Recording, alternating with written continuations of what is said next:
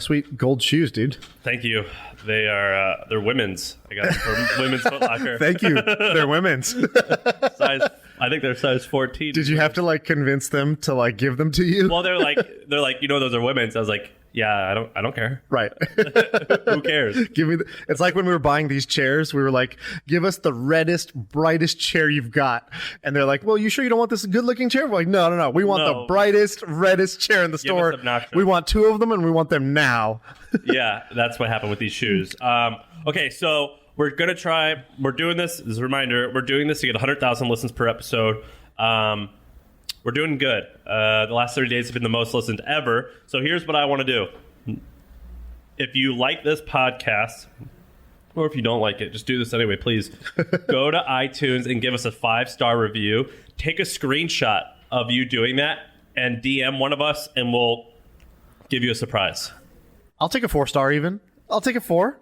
Yeah, a 4 will be fine. Give us an honest review. That's all I care about. We have 250 or 300 reviews. Let's see if we can get to 1,000. So leave us a review and tweet it at us, and we will do something. We got to figure out something cool. And follow the Hustle and Sean and me on socials, and we're taking all these videos and turning them into clips, and we'll be sharing them and all that shit. And all the links for this are going to be in the notes of the podcast, so you don't have to remember our handles or whatever. All right. So leave us a review, send a screenshot, and we will mail you back a special surprise. So let's give the people what they want. Let's give them some good stuff. All right, I see up here Craigslist story. Yeah, so we ended this yesterday, and I thought that this would be a cool story to start things off. So when we started our company, when I started this company, the first office that I had, did you ever go to that one? I've been to it. Okay. Whoa. Is it the Craigslist? Craigslist one. Yes, I've been there. The first office I had, we didn't have a lot of money.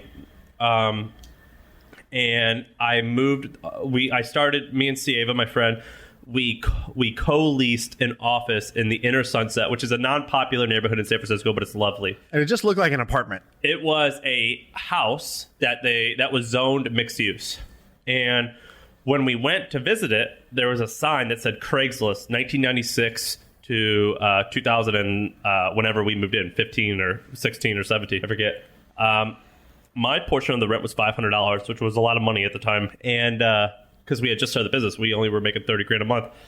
And we move in, and there was a desk still in one of the rooms. And this was like it wasn't a shitty apartment, but it kind of was a shitty apartment. Yeah. It was a 3-bedroom apartment, less than 1,000 square feet. And I move in, and Craig from Craigslist, Craig Newark, he actually left his desk there. And his desk was a kitchen table. That was his desk. But it was too heavy to move, and so he just kept it there. So that's what I used. And the landlord, I came in, his name was Emmanuel, I believe. He came in, and I was like, hey, so Craigslist was here? He's like, yeah, Craig he lived down the street in Coal Valley. He started the company here from 96 up until recently. I go, oh, what was that like? He's like, yeah, they were kind of like little celebrities in the neighborhood. Everyone knew about them. And at the time, when they moved out, they were making something like $500 or $600 million a year in revenue. And this whole apartment, my half of the rent was $500. Sieva's was like $2,000, so we paid $2,500. Right. And it could only seat at most 12 people, probably. And this place is tiny. That was the Craigslist team. And I go, well, what were they like? And he's like, well, they were cool. Craig told everyone if he introduced, like if I talked to me and I'd be like, Craig, what's your job here? He wouldn't say he owns it or that he's the founder. He would say, I do customer service for Craigslist. Nice. And he said they were so cheap and frugal that in the lease, it said something like Emmanuel had to give them toilet paper each month. And every once in a while, he would forget or not bring it on time, and they wouldn't pay the rent until they got the toilet paper. Yeah, if you just close your eyes and imagine the Craigslist website and then start to imagine an apartment or a house, it looked like that. It looked like the UI of the site. Yeah, and if you Google Craigslist office, you'll see photos of it. They had a big sign on it. It was great. And did you ever meet him? Yeah, so I cold emailed them. Craig, and we talked back and forth. We talked on the phone a little bit, and I was like, hey, can you come and take a picture with me at the office? And he never made it over, but we did talk. Yeah. And we correspond every once in a while. It was awesome. And a lot of people don't know how Craigslist makes money. They make money only from jobs in certain markets, and cars, all in certain markets. Yeah. And they make everything else free. They make like $500 or $600 million a year that way. And they've never bought a company. They only employ, at this point, probably 30 people. So it must be one of the most profitable companies in the world. Right. And if you've never seen this, there's a diagram floating around. If you just Google like Craigslist unbundling, Yeah. there's a diagram that basically takes the homepage of Craigslist when you're in one of the cities, and there's like all the different categories. And it just draws a line from like, let's say, shared housing, and it'll draw a line to like Airbnb. And it'll be like temporary shared housing, couch surfing. And it basically goes through every category. And then, like, apartment rentals, it goes Zillow and Trulio. Exactly. Homes for sale. And so you can just see how many different businesses just realize that, hey, if there was demand for it on Craigslist, maybe we could build a specialized version of just that one feature. We could build a whole site of just that one service that it's offering. And there are like hundreds that are in this. And this has actually happened $1 trillion again. in enterprise value. Yeah, exactly. And so huge number of successful companies that literally did that. And companies like Airbnb bootstrapped off of Craigslist. So I don't know if That's how when I started my first company, me and John, because you guys were doing a roommate thing. We would get thousands of users a day. So what'd you do? Break it down. How did you leverage John Craigslist? and I's premise, John started it, and then I joined him. The premise was, in major cities like San Francisco and New York, there's a lot of young people who are moving there who don't know anyone, and getting a 1-bedroom or 2-bedroom apartment is prohibitively expensive. And so what we would do is we would holler at apartments and landlords who had 2, 3, 4, 5-bedroom apartments, and we would throw massive parties for people who were interested in it. And what we would do is we would take the 5-bedroom apartment that was $5,000 and post it on room shares for a $1,000 per bedroom. And then we would throw these parties with 50 people who all had similar interests, and we'd pair them up in groups of 2s, 3s, and 4, and they would move into a place. Okay. Cool idea, but it didn't work well. And then what happened with Craigslist? How did you guys sort of leverage Craigslist the most? So what we would do is we would John was good at Photoshop, and at the time, Craigslist stopped doing this because so many people like abused us did this.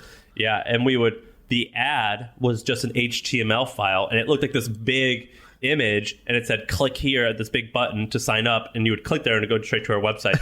I'm saying we would get thousands of people a day. And then what we did was, once they banned that, we would just post it without the image, and people would email the Craigslist address, and we had an autoresponder that said, great, apply here. Right. Yeah, there's a story about the Airbnb guys, how they got started, right? Because every marketplace, you have this chicken and egg problem. You have no supply. Because you don't have supply, you don't get demand. And they just sort of, it's a chicken and egg problem. And so one thing that came out that Airbnb did, they're not very public about this. They've actually, I think, denied in some cases this.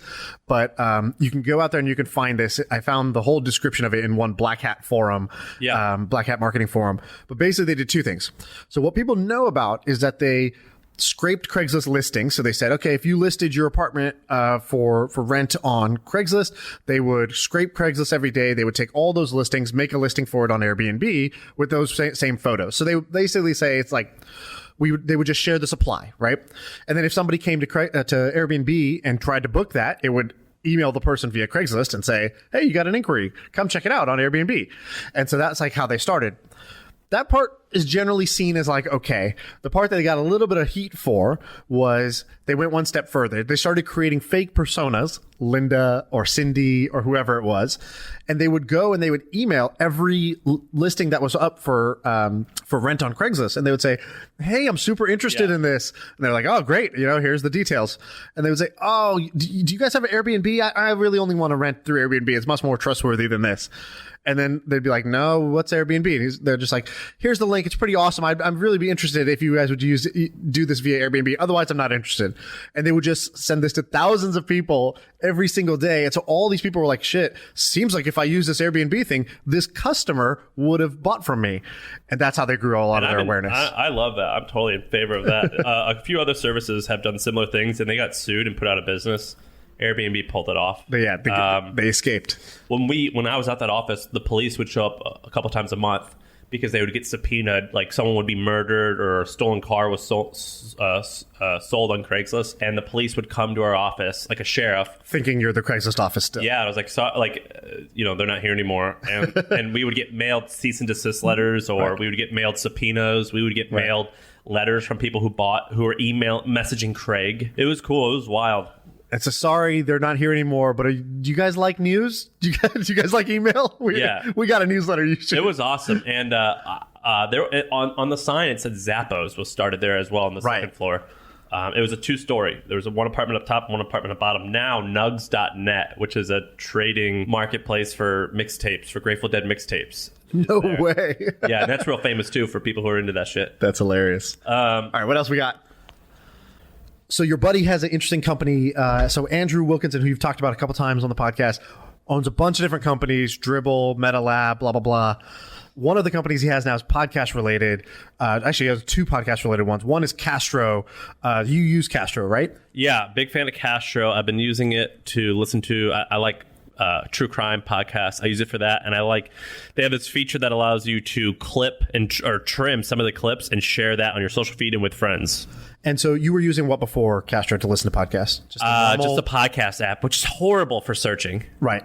And so with Castro, from what I understand, they have 2 things that are good. One is, when you have the podcast app and you're like, oh, I'm interested in this show. And just by being like, I'm interested, I subscribe, it downloads like every episode of theirs, whether you're listening to it or not. And then like your phone's out of space the next time you go take a photo.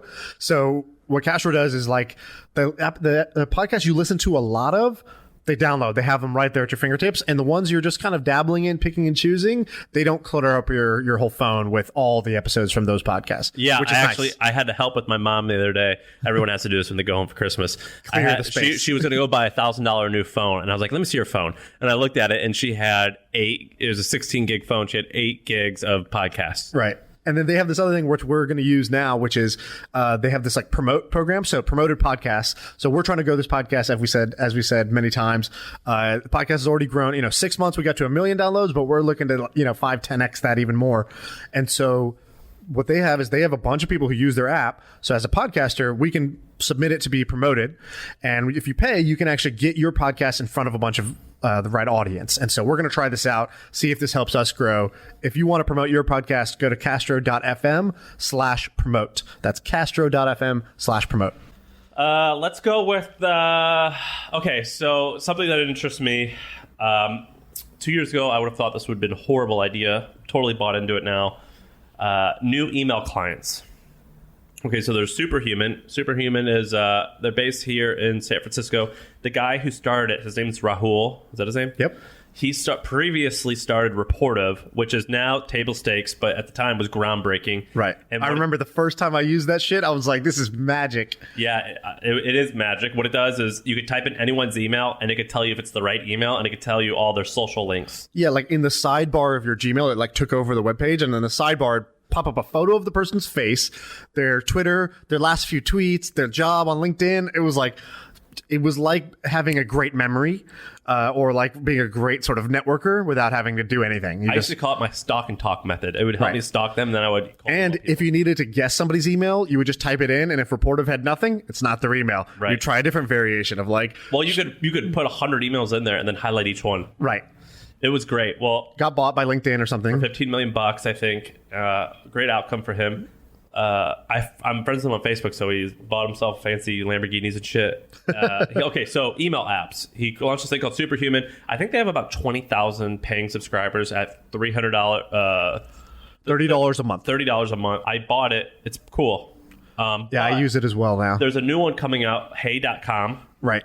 So two quick things on Superhuman. So if you already know, just skip forward 30 seconds. If you don't know what it's good at, it's trying to make you really fast at email. So the idea is most business people spend a lot of freaking time in email. And so they just made it really fast. Lots of hotkeys, smart little details. It's hard to use at first. You have to literally learn it. So they will not let you use the product. You cannot sign up for it. You cannot give them money unless you go through their onboarding where they call you, they video call you, and they teach you step by step for 30 or 40 minutes all the different tricks, all the different little tips that make it faster for you. And then every day the founder emails you one more tip of a thing that makes it slightly better than normal email.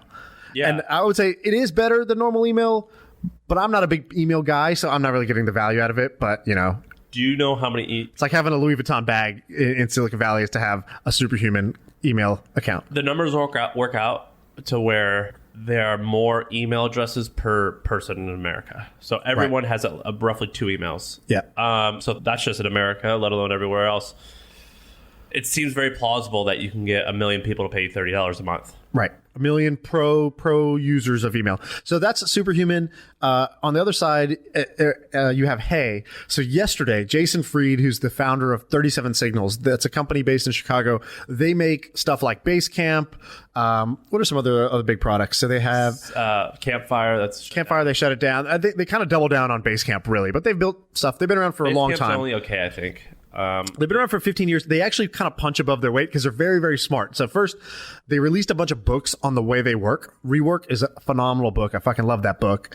And so Rework is one of their books that they launched, and that's made a lot of money and grown awareness of their brand. They also just love to pick fights with Silicon Valley. Which I don't agree with all the time. It's a brilliant marketing tactic. Even if you don't agree with the opinion, it's like such a smart thing to do for them. Yep. So they're like, oh, Silicon Valley will say you got to work 80, 90 hours a week. That's crazy. 40 hours is more than enough. And I think they just take work weeks in the summertime. They do 4-day work weeks during the summertime. They don't have ambitions to take over the world. They're like, we're not interested in conquering, disrupting. We just want to build a good business for our customers, make our customers happy. And they just really try to be the anti-Silicon Valley. They're a tech company, but they're an anti-Silicon Valley tech company. And because of that, they get a lot of flack, but really just get a lot of attention. So it's brilliant marketing. And they may believe exactly what they're saying. So yesterday, Jason. Yeah, so he announced this new project. Hey.com. It's like a baller domain. I bet that domain, if they probably already owned it. They probably owned it for a while. That could probably cost $250,000 to $500,000. Easily. Yeah. So they came out and they basically said, hey, just go to the website. They kind of explain in a letter what they're trying to do. It's a little bit vague because the product's not out yet, but basically they're trying to make email. They're like, look, email is great. It's awesome when you get email from a friend. It's awesome when you get a newsletter that you really wanted to get, but that's like 1%, 2% of all the email most people get. Most people just get a slew of automated shit, and it's just made email a really unpleasant experience. We're going to try to make it pleasant again, the old 37 Signals way. I'm interested. What do you think? Yeah, very interested. So I signed up for the beta. We'll find out if I got it. Very interested. I think that there's a lot of cool stuff going in the email space. Another one is Front app. Yep. Is it called Front? Front. The woman who started it released a lot of their details, like their deck, and you can kind of reverse. Yeah, you can see their Series A fundraising deck. Just search Front Series A, and you can read the whole thing. It's great. Yeah, and what other email apps are there? And what Front does a little different. Front's like for teams. So let's say we, for this podcast, want to have an email address where listeners can email us. Front says, okay, you don't need to like make one account and share all the credentials, and then everyone's logging in from different devices, and you don't know who's read what. So Front is email designed for a team. So it's good for customer service. It's good for marketing. It's good for any like shared inbox that 5 people in your company all need to use. Pretty smart because that's actually a common thing. Yeah, and then this actually was shut down recently, or a few years ago actually. This guy named Gentry Underwood started this thing called Mailbox. Yep. They were trying to reinvent email. It was acquired before they even launched. $100 million. $100 million. Good deal. For very nice UI. So they were kind of the first ones to do it. I think that this is a massive, massive, massive opportunity. Yep. I think that there is not even close to enough competitors in the space. There's room for everyone to win. Right. Or a lot of people to win. And the reason it works is email is interoperable. The protocol is not owned by anybody. So you can make a new client, and unlike a messaging app, if I make a new good messaging app, I have to convince you to switch off of iMessage or Facebook Messenger to come message me over here. But email doesn't work that way. I can use Superhuman, you can use Gmail, he can use Hotmail, and all of our email works. We don't need to convince each other to move. Yeah. That's why email clients can work as a business. So can I tell you what I think is the biggest opportunity here? Go for it. Okay, so I would actually make it a free email client. But what I would do is make it so you can purchase products inside the email.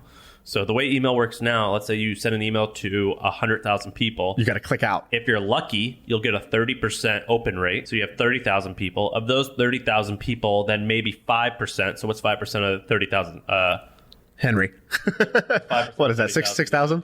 Is that 6,000? So is that right? No, less. 600. 600. The 600? I think it's 600. Yeah. So you'll get 600 clicks on 100,000 sends. That's just the way the math works. Yeah. If you can make it to where you can purchase products quickly in email, that would be great. The reason why you can't now is the way Gmail is set up.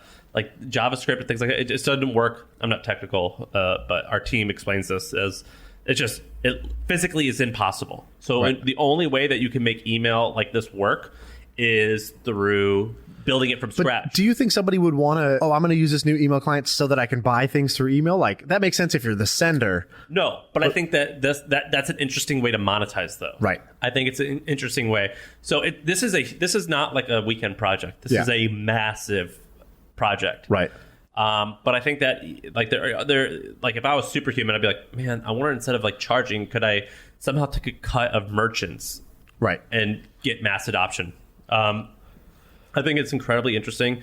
Another thing with email is I've been hacking with this in my brain, and we've thought about doing it here. Is there's a few interesting things you can do with email. The first thing is you can't put movies and sounds in email, right? But you can put GIFs, which are basically movies without sound. And another thing that you can do is if you can put a GIF in there and you say, hey, refresh this, and you could refresh it and you could upload a new image on the back end so it shows like part 2. And so I've been hacking around with this. I think it'd be cool if you could have actual movies and audio that are long in email. It's quite interesting. I think the size limit for email is, man, I'm going to sound like an idiot.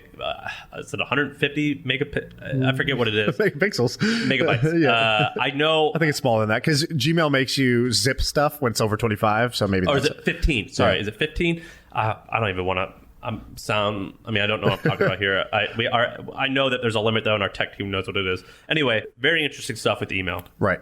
I like it a lot.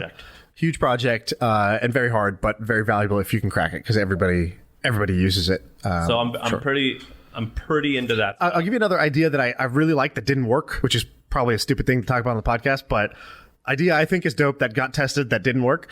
It was this company that got sold. It was called Earn. It sold to Coinbase. It's sold basically because the main guy is like very high profile. Yeah, what's his name? Balaji. We should get him on. He apparently, Mark Andreessen calls Balaji's the highest ideas per minute that he's ever seen and anybody he's ever met. He said this guy has the highest velocity of ideas. Is this like a good looking Indian dude? Not that good looking, but he's an Indian dude. Like, he looks like a celebrity. I wouldn't say so, but maybe to you. I know who you're talking about.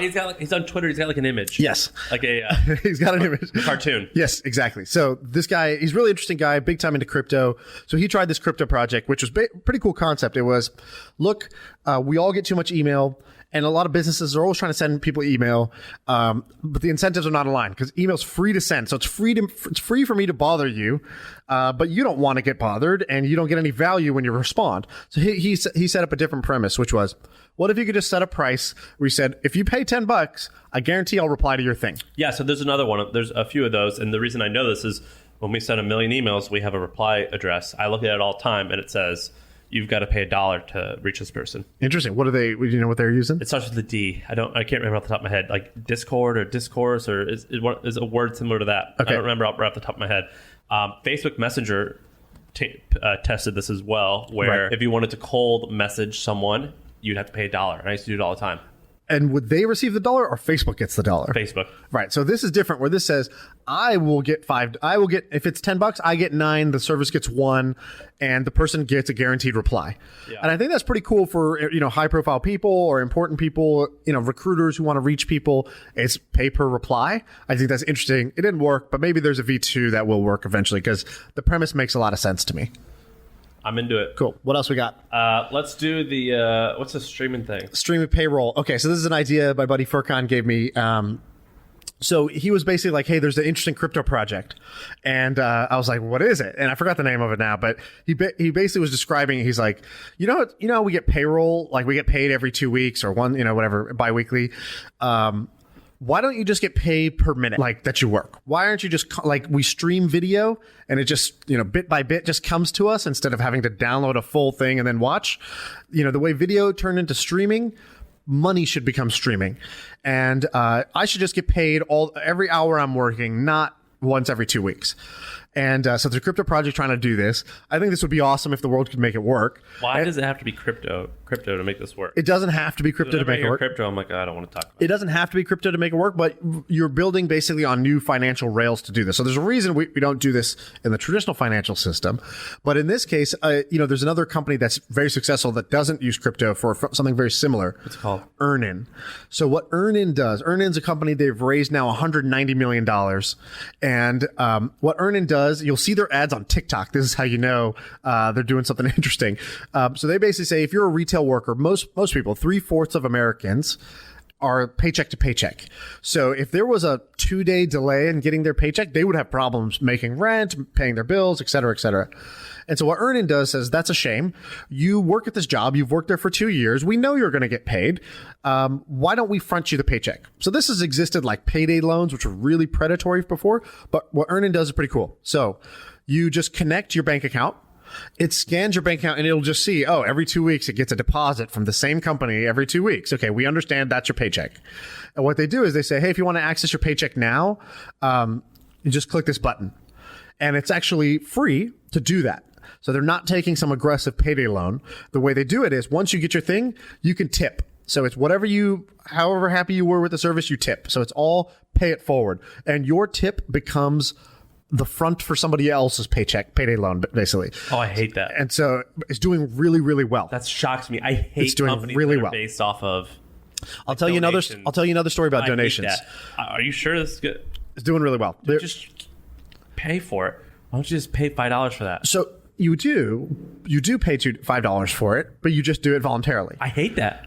You can hate it. It works. And so I have another example of this. That's crazy to me. When I was in the restaurant industry, there was a restaurant, I can't remember which one. I think it was Panera Bread. Panera Bread ran an experiment somewhere, I think Missouri maybe, actually. Oh, you know why? That's where I'm from. That's because it started in, we call it St. Louis Bread Co. Right. Exactly. So they went and they did a thing there. They were like, look, there's a low income area. We want to make this restaurant, it's pay what you want. And they did a pay what you want experiment. And I was talking to the guy who ran the experiment, and he said, we've done it for over a year now. And he's like, the data is crazy. He goes, I don't know if it's just because it's a novelty thing, but we've gone a year now. And what they found was that if the average checkout at the time, I think was like $9 at Panera, at the pay what you want thing, it was $12. And they were making more money per customer on the paycheck, because he said the majority of people will do the recommended, and some people are generous and some people are sort of freeloaders. But on average, they were making more money per customer in this. Now, that might have been a novelty thing. I don't know, because like maybe the people who go there, you know who else sort of self-select. Everlane. They do what? You know Everlane? Yeah. Cool t-shirts and shit like that. It's all tipping? Or no, it's all donation? When they have, instead of putting, so they for sure have it. I think it's instead of sales, but they have a selection of items that are pay what you want. Right. And what they do is there's a baseline, like $40, and you could easily figure that out just by lowering the thing. But it's like, what do you want to pay? Just pay it. And if it's below that threshold, they don't accept it. And so what I do is I just lower it. I just find out where that baseline is, and that's what I pay. Right. But yeah, I hear what you're saying. Another example. I think it's really stupid. Another example for you. So I'm at Twitch right now. Twitch has two ways to pay. Two main ways. One is you subscribe. Pay $5 to Twitch. Twitch gives a cut, half to the streamer roughly, and you get these benefits in the chat. You get to use these special emojis, blah blah blah. The other thing is you can just donate straight to the streamer. You get no perks, but 100% of the money goes to the streamer. Streamlabs, which is a company that runs that tipping service, they put out a quarterly report every quarter, and it's public, so you can go read this. But there are hundreds of millions of dollars flowing through the tipping service where you get no benefit. It's crazy to you, but I'm telling you, there's something to this. I have enough data points to believe. PBS, they've been doing this. NPR has been doing this, and I don't know what their numbers are. I'm sure they're public, right? But shocking to me. I don't understand. It may not be optimal, but it is above the bar of not working, right? I would not want to run my business that way. Sure. That's fair. So maybe there are, what's the phrase? Exceptions to the rule. Exceptions to the rule. Maybe I think these are the exceptions. Could totally be the case. That's mind-boggling to me. I would not want to be in that position where I have to ask for donations. We talked about Ted Turner yesterday. That's what they did when they first started, though. They would do. How much does Wikipedia raise when they do their donations-based thing? Do you know? Can you Google how much does Wikipedia raise in their donations? I'm curious, because they're probably the biggest example of a donation-based global service. Web Archive, I think, does it too. Right. But Wikipedia is one of the most popular websites on Earth, right? So that one's going to do. How much do you think Wikipedia costs to run? $20 or $30 million a year? I have no idea. I mean, it's a lot of bandwidth, right? Yeah, but don't you think the static pages? What's that? You think they get that for free? Maybe they get donations there too. Okay. You want to talk about Wikipedia real quick? Have you heard of gold.com? Is it gold.com or golden? Golden. Yes. Golden.com. Some of our friends invested in it. They're trying to compete with Wikipedia. Andreessen Horowitz invested in it. Rumor has it there's another big round that will be discussed soon. Right. I think a pretty large round. So golden.com, what they're trying to do, it's very hard for me to actually figure out what they're trying to do. I've been watching them for a while. I don't get it. It's very confusing. I like the guy behind it, Jude. I like him a lot. I think he's really smart.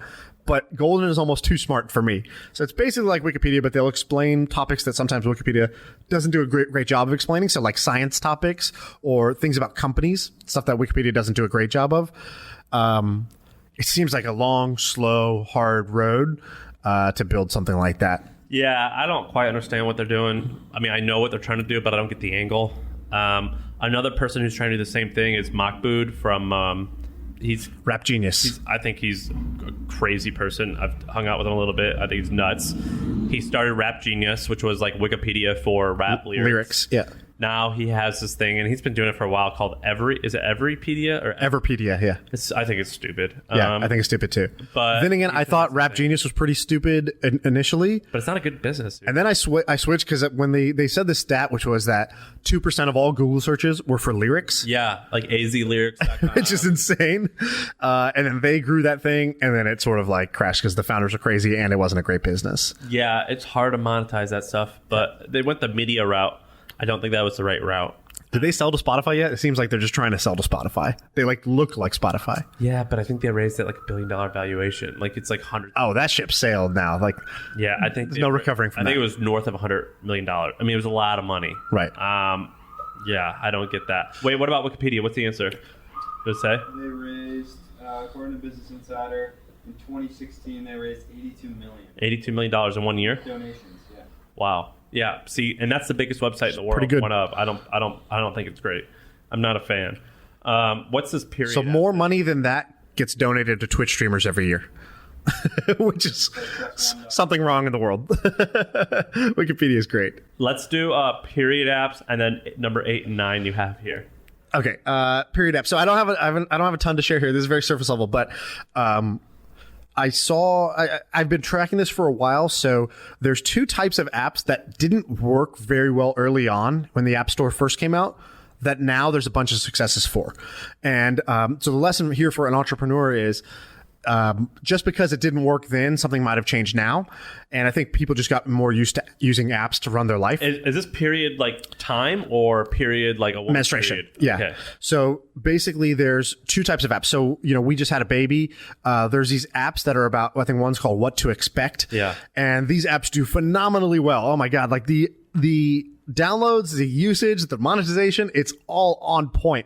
And that one's a little bit tough because when you get out of the, after 9 months, you sort of churn because you've moved on. That's okay, but during that 9 months, you'll buy anything. During that 9 months, you have to buy a lot of shit. So like their sponsorships are crazy. Like Dove is going all out, and so is Huggies and all these other guys. Crazy sponsorships. The forums are crazy. So what they do is they batch you. They say September mommies. October 2019 mommies, whatever. And so they batch you by birth month. And the forums in this thing are like, I've never seen this level of engagement because the moms want to know what's going on. They want to share ideas. They want to ask questions. And this is like the safe place to do it. What's the name of the company? So that's What to Expect. Then there's the ones that are about generally tracking, menstruation cycles, fertility, and that sort of thing. These companies are crushing it. So I saw some numbers for a company. They're one of the companies as a tracking app. Going to do 30 million this year annually. First year they turned on monetization. How do they make money? It's insane. Subscription.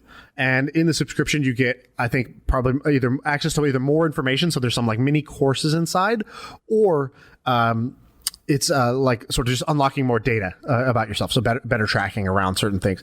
So between fertility, menstruation tracking, the birth cycle process, these apps, I literally remember when the App Store first came out, people tried to do these things and they got no traction.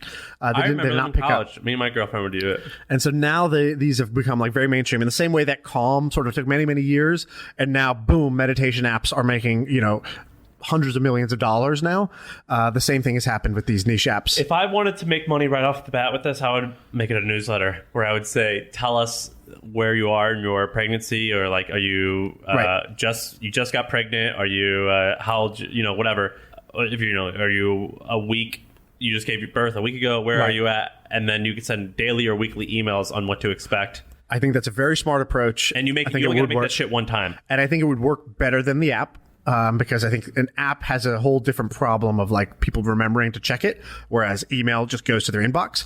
And so if somebody's doing this or you're interested in doing this, talk to me because I want to partner with you on the specifically around babies, either pre-birth or after birth. I'm very interested in that space. Yeah, I think I would do it in email. What the cool thing about email is you can make this stuff one time, and you'd have to write a lot. But you could do it as you go. It's like a lesson plan. You do it as you go, but then you could continually reuse it. And you make it a drip sequence. So you can download ConvertKit, MailChimp, whatever. Love it. You sign up. It's week 1 of pregnancy. Yeah. Here's what you need to know. This is exactly what to expect. It's how it works. You start with the app basically says you're in week 1. Here's everything. Week 2, it changes, that sort of thing. And then you can have a basic ass Facebook group where it's $30 a month to be part of. And it just says, here's the top posts from this week related to people who are in your category. Right. And I have a half-baked idea around this. So last night, we went to a class because our baby's 5 months old, and that's when you start introducing solid foods. And so my wife was like, oh, we need to go to this class. They teach us how to do this. Like, we don't know how to prepare the foods. We don't know how many times to do it. We don't know how to blah, blah, blah. So I was like, okay. So we went, 2-hour class. Nice lady teaches us, and there's just like a bunch of families there. All of us with our crying babies crying during the class. And I was just sitting there thinking, I was like, man, information like this is actually super critical. Like, I've never paid attention in a class more than I was for like figuring out how to feed my baby.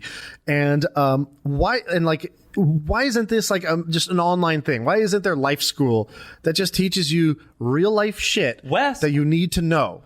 I want to start that. I want to start real life school. Our engineer Wes goes to one for buying a home. So he bought a home and he went to I think it was a couple weeks where it was a maintenance class, and he learned how to fix a freezer, an air conditioner, all this crap. Fixing shit, learning. I have friends that just came into a little bit of money, and they're like, hey, I know I'm supposed to be investing, but like I got no clue. And everywhere I look, I just feel like they're just trying to rip me off. So I'm just like, I left it in my checking account for 4 years. And it's just like, life school, here's how that works. Here's how a mortgage works. Life school, here's how... going through the divorce, here's what divorce looks like. Fuck yeah, people just need information that's not selling you the service. When I got married, we were looking at the annulment stuff, or not the annulment, prenup, prenup stuff. Right. I had no idea where I was. I knew nothing about that shit, and that was hard to figure out. But so how did you end up figuring it out? I paid a lawyer. But I didn't know. I just went to Yelp. Right. But I was overwhelmed. So you did a prenup? We didn't end up doing it. You didn't end up doing it. Why not? Because we both were coming to the table with equal things. With some things, yeah. Yeah. And who was trying to do it? Were you trying to do it? Or was she trying to do it? Because I've always thought, like, man, that's a awkward conversation to have. It was not awkward at all. And why was that? Because we have the same values. Who brought it up? You brought it up or she did? I brought it up because me and Sarah, my wife, is a very successful, comes from a very successful family. And we were just like, we have the same values when we got married. So it starts with love. We love each other. But also the second thing was like, this is like, it sounds weird. It's almost like an arrangement. Like it's a team. Like partnership. We're joining forces, and it is about love, but also like a partnership. Here's the rules that we're going to agree. That's really what it was. It was like, all right, do you want to raise your kids like this? Because if that doesn't fit my values, then this partnership doesn't work. It was very much a partnership. It was like, all right, so what can we expect in the next 5 or 10 years? Right. The operating agreement. Yeah, we had basically what it was. We sat down and we said, this is how I feel. Do you agree or not? We need to hash this out. Otherwise, we're not going to get married. And so let me ask you a different question. If one of you, let's say you or her, let's just say for hypothetical, let's say she wasn't coming to the table with, let's say, equal financial means at the time, would you have still brought it up, and do you think it still would have worked? So the logical side of me says, yes, you have to do it. The emotional side of me, there's a funny quote from Ari Gold in Entourage, and they say, like, Ari's telling all his actor friends to get prenups. And they go, what about you? He goes, I'd kill my wife before we got divorced. Yeah, that's how I felt. I'm like, look, if I'm going to commit, like, I'm in this forever. And you know, we both said that. We're like, even if we hate each other, like, because we're both Catholic, and like, this is we are committing. You're fucking Indian. It's like the Indians are like that too. Yeah, like, Indians don't get divorced, but for different reasons. It's like, what will society say if we got divorced? That's how I felt. Like, if I commit, I'm committing forever. Right. And no matter how bad I fuck up, unless it's like physical abuse, like, it's forever. That's how I felt. And so why did you even explore the prenup if you feel so strongly? Because every smart person, like all the lawyers that I have, they got in your head a little bit. Yeah, they're like, you should do that. And who the fuck knows? It might come out and bite me in the ass. Right. Like, we had a handshake agreement. I think there's also some laws around California that whatever you come into it is already separate. I think there should be the thing you were talking about, the operating agreement. I think there should be like a little questionnaire quiz that couples take before they get married. I think there should be an online service that says, how do you feel about this? How do you feel about this? And then it compares your answers and it tells you, here's where you guys are super overlapped and here's where you guys are most different. And maybe you guys should have a conversation and here's some tools that might help you guys there is this succeed. Is it in the New York Times? This guy like came up with this list of 23 questions and they're like, how to like get to know someone, how to fall in love with someone in 5 minutes. Have you heard of this thing?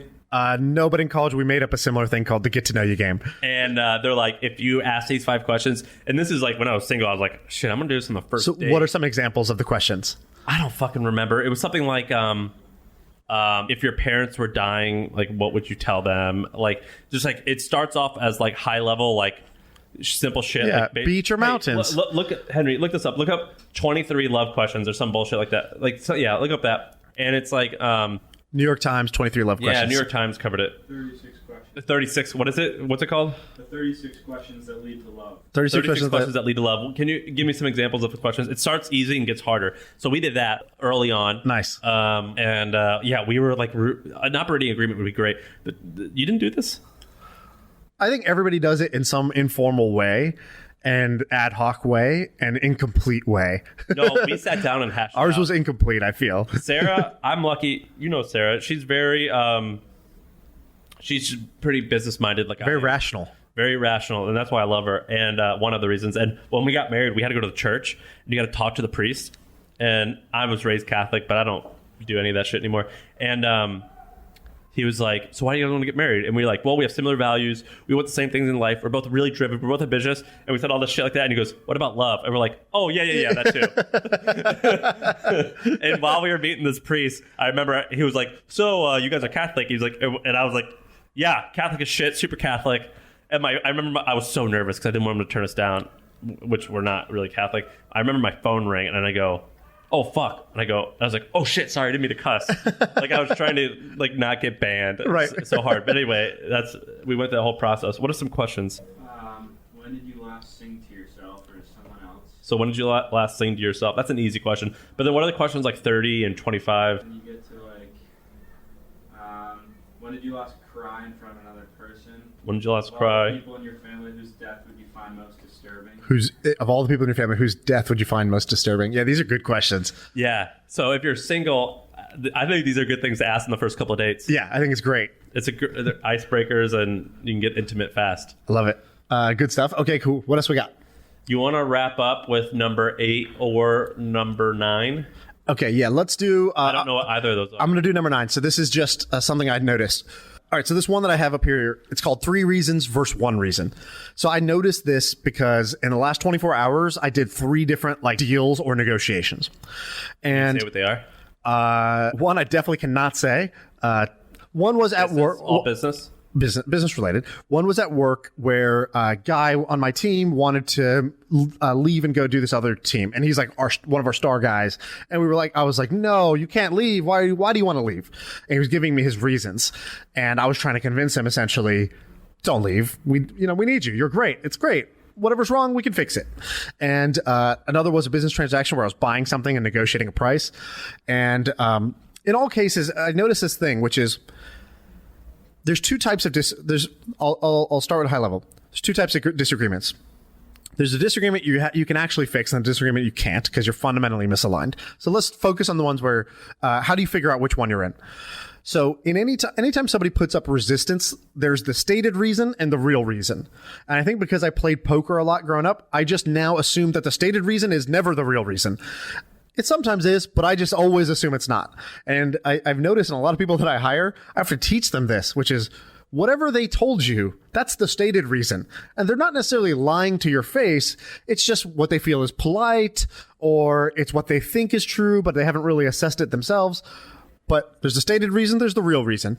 And if you find the real reason, you want to figure out, is it 3 reasons or is it 1?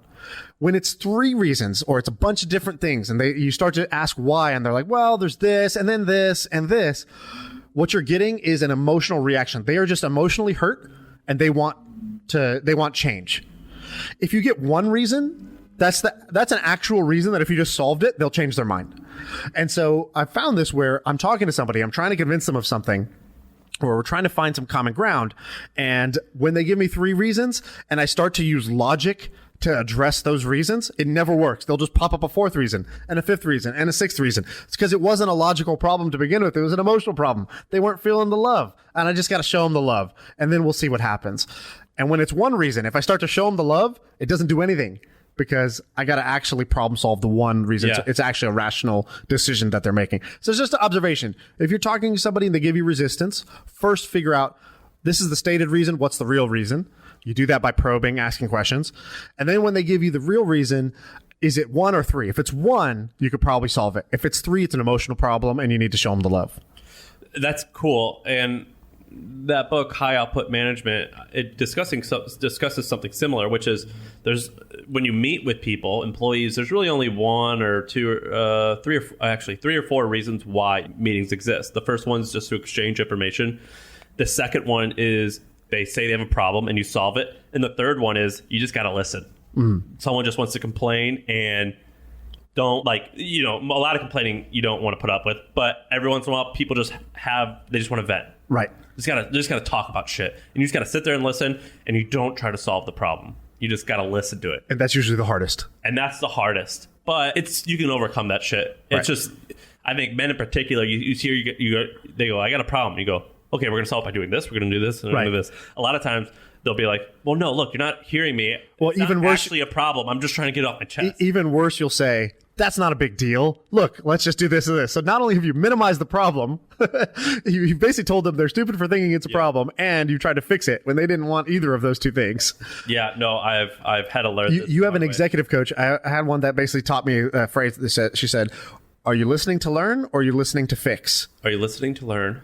Or are you listening to fix? 2 different modes. Yeah, and that's exactly what we're people describing. typically will actually just want you to listen to learn. You're actually listening to understand how they feel and what's wrong. Well, not listening to fix. We share the same executive coach company, Torch. We got to talk about them next week. They just signed up to sponsor with us. Yeah, I was gonna say this is free sponsorship for them that they're getting. Yeah, no, we just signed a deal with them. So we'll actually maybe they'll actually be like a proper advertiser, but we'll talk about them regardless. Maybe next week. Cool, because it's kind of cool. I really dig that. They're good. Like it. Okay, that's all I had today. All right. Please comment and give us a rating on this. We're trying to get to 100,000. Go in iTunes, give us a rating. It takes 30 seconds. Please do it. Give us an honest review. If you do it, tweet it at us or DM us, and we will hook you up with something cool. And we cool. thought about charging for this podcast, and we are not charging for it because we're hoping to make money promoting other things, our own products, which means the only way that you can help us right now Right. is by clicking 5 stars. There you go. Thank you.